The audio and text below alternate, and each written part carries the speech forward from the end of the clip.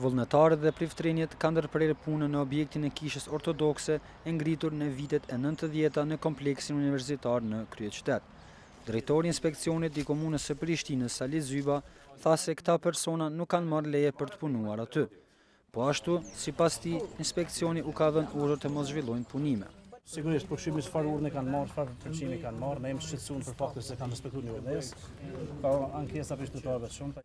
Sipas Zybës, përgjegjësit e punimeve nuk kanë respektuar afatin që u ka dhënë inspeksioni lidhur me punimet.